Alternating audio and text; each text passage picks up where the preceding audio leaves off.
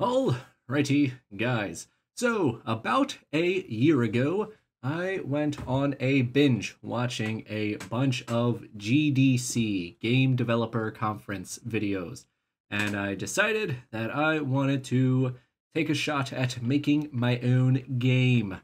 So, my first idea, I started off with an RPG, like a mecha RPG, that I started making with my brother called Scruff Riders, and that was pretty fun. It was set in like a fantasy World War I, like our D&D setting, but advanced to the technology of World War I.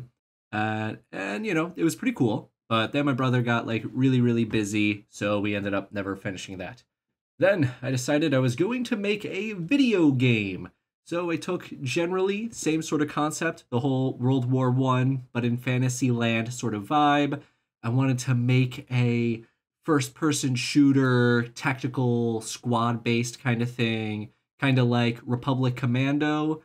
So I started learning Unity, and I got about like 2 weeks into that. I made a little guy who could run and jump and shoot. And then I tried adding the first enemy. I tried programming an enemy and adding it into the game, and I just could not figure that out for the life of me. Turns out making a video game is like really, really hard. But then I decided, you know what, screw the video game. I'm giving up on that. So yeah, then I decided to make a board game because that, whole lot more simple. So I wrote out a bunch of rules and I wrote out a bunch of like concepts and ideas for things that I would want in the game. But before I wanted to just jump right into creating like a full prototype and spending 100 hours making that, I decided, you know what? Let me shelf this. Let me just sit on it for a little bit, and then I will come back to it a little bit later, and I'll take a whole look at it again, and I'll decide, you know what? Do I actually think there's something here, or am I just making Bean Bonanza again, but with a different skin? And, well, here I am about like a year later taking a second look at it. I did already skim through it and look over it again. I do mostly remember it, and I realized, you know what? I think there actually might be something here. I do think I'm going to take the next step of working on a prototype and hopefully making this into a proper game. So, let's take a look at what I've got so far. So the name of the game is Fellblossom Fields. We are still working with that fantasy land setting as the core idea as to where it's going to be taking place. So for the general concept, I have scrapped any of that mech stuff. Now you are going to, well, each player is going to be a soldier on the front lines, and they are going to be writing poems. And the goal of the game is going to be to write the most memorable poem. And you're going to do that by earning points by writing poems that both rhyme and like have symbolic connections throughout all the verses. And you are going to get inspiration from all of these verses and such by performing various duties and or going on missions and collecting medals and stuff like that. But for the most part, the game itself is a drafting game, kind of in the vein of like Seven Wonders Duel. That's like the whole thing. Is you got like a hand of cards and you're playing one and then passing the rest to the other players, which I've actually never played Seven Wonders Duel in my life. But when I Googled drafting games to see if anyone had already created any games where you draft cards, that's what came up. So it turns out someone already came up with that. But I don't think anyone has come up with being a warrior poet kind of thing, which was the original title of the game. But I decided, oh, you know what? Fellblossom Fields, that is like a super important area that exists in the world of this setting that my brother had created, that I was going to set this game in. And, I was like, oh, that sounds a lot like Flanders Fields. And that's like the most famous World War I poem. So I decided to go with this instead. So for mechanics, closed drafting, you got sort of like a take that kind of like munchkin-y that you can target the person who's winning. Yeah, you got set collection because you want rhyming stuff and stuff of the same symbolism. Simultaneous action selection. I do quite like those board games where everyone is always doing stuff, which you can pretty easily do with drafting games because everyone is constantly looking at stuff and making decisions. Variable player powers. Everyone's got their own unique sort of soldier that does their own thing and or is looking for specific types of poems. And push your luck. There's a couple of various elements of that.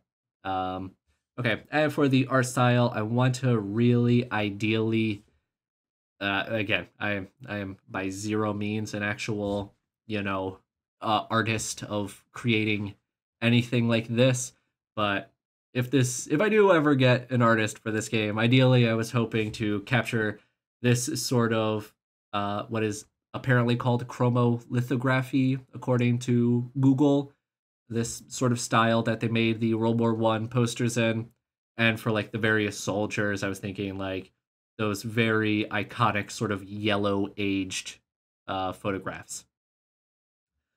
Okay, so yeah, the core of the game is drawing cards from the deck of duties, the duty deck, and then either forcing other people to perform really bad duties that is going to like cost them their wellness or possibly their inspiration, and then to use those duties that people have played on you that you've performed to then write your poems about. So here I've got like a list of components that would eventually be needed, and here I've just like written out the rules of the game. I'm sure once I actually test it out, and also it'd be a lot easier to actually show this off if I created some representation of the cards yet and had something I could actually manipulate and something tangible I could move around. But, that'll be the next video. We're working on it. The game is going to be broken up into tours. That's going to be what I call rounds. And these tours are going to be the like meat of the game in which you are drawing your hand that you are drafting from, taking these duties and giving them to other people.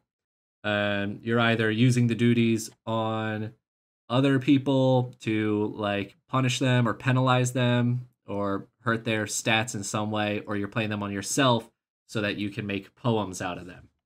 And again, just more specifics of how the game is going to work. Guess I don't need to get super into the nitty-gritty of what I've written out so far. The end game, what will determine how, when the game ends, I should say, is going to be a board that I kind of imagine sort of like the secret Hitler tracker. I'm sure there's probably games that use something even closer to what I'm thinking of, but there would be a sort of tug of war kind of thing in that the war effort is either moving towards the mutually assured doom of everyone. The dragons invent magic nukes and then they just blow up the entire world, or the game ends normally when a peace treaty is met. The Treaty of the 7 Points is written. So at the start of the game, you're vaguely in the middle. I wrote -2 here, but part of the reason why I'm not going into the specifics of any of the numbers is because I'm sure as soon as I actually create a prototype and start play testing this stuff, all these numbers are probably going to change quite a bit. Generally, if people are successfully writing poems, the tracker will be moving towards peace because, I think that vaguely makes sense that people are writing poems, they're bringing good into the world. People are moving towards working along. And if no one is writing any poems, if no one is completing anything, and everyone is moving closer and closer, I guess it's sort of like indicative or representative of how the war on a grander scale is kind of looking for people. So if you achieve mutually assured doom, then everyone loses. Otherwise, you score everyone's poems. This here is an example of one of the duty cards, trench digging. You can tell right now I have just got pure slop of, AI generated stuff, that good old sludge. And maybe someday I'll replace it with some real art, as a prototype or just a placeholder for now. So these duty cards have quite a few different aspects of them. One, the name of it, what type of work it is. Various different soldiers interact with these in different ways. This trench digging is a menial task. It increases a soldier's wellness in the sense that they are not going off into a proper battle and getting shot at, but they are losing inspiration because this is a boring thing to do. And when you flip the card around, you can see on the bottom side, this is the verse, or not, I guess technically the line that someone can add to their poem with. This one indicates that it's worth a single point. This I indicates the symbolism of this line, that is it being of the divinity type. This blue border indicates its rhyme scheme that it is that it ends with, I should say. So of the different types, there's going to be menial, strategic, technical, and heroic types of duties you can perform. There will be 8 different rhyme endings. Again, these might change. I might make some more, might drop some. Same thing with the rhyming. Maybe 8 just turns out to be way too many to actually make a poem out of. I have no idea, but we will find out when we start playtesting it. Then here are some ideas for soldiers I had come up with. I believe I have 8 here of various classes, if you will, that people might play as. The kobold spy who wants to, he'll get some sort of bonus, some bonus points for writing short poems. The dragonborn sergeant who wants to write about glory. That's like the symbolism he wants to capture with his poems. The field chaplain wants to write about divinity and religion. The dwarf wants to write really long poems. The halfling wants to rhyme. The orc wants to write about death. And the elf is kind of the wild card kind of thing, and that they start with a secret passion that everyone, or a second secret passion, I should say, that everyone is going to have that will determine a second thing that they are going to want to write about. But the second thing is secret. So people don't know what kind of poems you want. I do generally quite like in board games when people have those secret roles that you reveal at the end, so that it adds to that sense, that feeling of people wanting to play at the up till the end, because you never know if someone's going to reveal something that says, haha, I actually won because I ended with plus 20 points that no one else knew about. Here is an example of what I imagine one of those sort of character sheets would look like. It sort of looks like a military personnel file is what I'm going for. You've got your 2 sort of stats, wellness and inspiration. They're sort of like resources that you generally just don't want to run out of for the most part.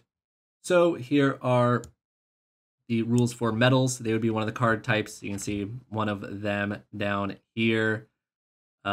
Generally, they would just, I guess, I don't know, in Magic the Gathering terms, be your artifacts or enchantments. They are things that cost an amount of duties that you need to spend in order to acquire them. Maybe in the future, if I work some more on this, I might make this specifically. I guess it would make sense that you would have to perform or have to use, your heroic deeds in order to purchase something like the Medal of Valor, but that's not something I had implemented yet. I don't even know if I will. But yeah, these just provide passive bonuses to you. And this is supposed to sort of look like a diary entry. These are your secret passions, the secret thing that you are supposed to try to get points for over the course of the game. Potential problem with this is if you get the melancholic muse and you get bonuses for writing lines about death, It'd be very strong to have that sort of combo with the Orc Oleomancer, who also wants to write about that. That being said, generally your opponents are mostly going to be giving you the fuel for the thing that is going to turn into what you write poems about. So I think it'll balance out in the end. Again, remains to be seen. So the anatomy of the poems, there will be glory, divinity, death, and love as different symbolic elements of the various lines of poems. And generally, you're going to want to match them together. That's sort of the set collection element that comes into play. So when you reach 0 in either wellness or inspiration by having these duty cards played on you, right, you can conceivably be taken to either the field hospital for getting to 0 wellness, or you will just like crumple up your poem and give up if you reach 0 inspiration. Basically, the bad thing being, if you have a unfinished poem, you are going to lose it, which is generally bad. You do not want to have to lose your poems. This here is the finishing card to place to indicate that one of your poems is finished. So you can't add anything else to it, but you don't have to risk losing it as well. So that's sort of another element of the push your luck, the sort of risk management, if you will. Because if you start trying to write a super long poem with tons and tons of rhyming and tons of symbolism in it, then you might have to just clean the latrines too many times and give up on your dreams of being a poet and just crumple that up and give up. You won't really be able to rack up a really high score if you just write like a short little crappy poem and then make sure to finish it very early. Okay, so the reception of a poem, how much score it is worth, is based on a few things. One, how many rhymes there are. If you can create like a proper rhyme scheme, and like if you have at least 2 rhyming lines, that's what you're shooting for.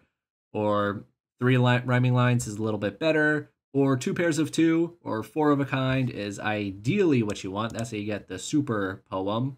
And then that poem's points worth are doubled if you can make all 4 of the lines in that stanza all of a single element of symbolism in all of the lines that you wrote. So yeah, ideally you want like a rhyming symbolic poem of all the same element, and that's how you get the best possible score. Okay, and when you are writing your poems, you can start new poems, you can start new lines, kind of like you're sort of playing solitaire, if you will, where you can't play something in the middle of a stack. You can only ever add things onto the end of them. Okay, and then here are the event cards. So these are just gonna start at the beginning of each tour to in some way change the current circumstances of the game. They each have a geopolitical subtype. Calm means that the war effort will move towards peace. Tense means it won't move at all. Or hostile means everyone is going to move one step towards mutually assured doom. So this is the one example one that I created, the ceasefire declared. It's supposed to look like a newspaper clipping is generally what I'm trying to go for here. And they just have some sort of effect on the round that changes how people might play. I've come up with a bunch of examples of cards that this might be. And then we have the missive deck. So the medals are sort of the medals and the missives are kind of a catch-up mechanic, in that you can only use the medals if your wellness is low, and which I guess you got to be getting shot or whatever in order to earn those medals. So only the low wellness players can use those. And then the missive, you can only ever write them if you need inspiration. I don't know if that really logistic or logically necessarily adds up and makes sense. But that's my explanation for that. But if you have low inspiration, then you can write the missive. And the missive, you can generally only ever use one of them a game, but they are the like super effect, like mega, have some drastic impact on the game. At least that's what I'm shooting for. So here's my example one. It's supposed to, obviously look like a handwritten letter, which I guess maybe it would make more. Well, whatever. Yeah, it's fine. So the example one I came up with: your brother lives. You return to your starting inspiration. So if you're the elf, this could be pretty sick. If you generally have like 14 inspiration, you could go back up to, but you got all knocked down all the way to like 2 inspiration. This could be a 1 card regain 12 inspiration. Return to your starting inspiration, because you find out your brother's alive. I added some flavor text just because I thought it would be fun. We have received information that your brother, whom we had believed to have fallen in the line of duty during the siege of Velgard, was found in the rubble of the bunker he was stationed at. He is, in fact, alive and well. So I came up with a couple of those. The utmost of sincerest condolences. Target player loses an inspiration for each love line in their poem. And then, it is with deep sadness and heavy heart that I write to inform you of the passing of your dear mother. She succumbed to the relentless grip of consumption. Or, I've taken a look at your work. And then this, so someone has read your poem and is editing it for you. So you get to rearrange your poem how you so wish. So right now, again, this was just looking back at my brainstorm, this first little part. The next one, that's going to be the one that takes quite a bit of time, because I'm going to have to finish writing the rest of the cards and creating prototypes for them, or at least the bare minimum amount of cards needed to actually test out playing the game. I need my MVP, my minimum viable product. And so hopefully once I've created that MVP, I'll do a quick little showcase of what I've got there. After that, I'm going to try hopefully convincing some of my friends to do some play testing with me and actually give this game a shot. Then I think I'm going to upload it onto Tabletop Simulator, after making whatever revisions from whatever feedback I get from my friends.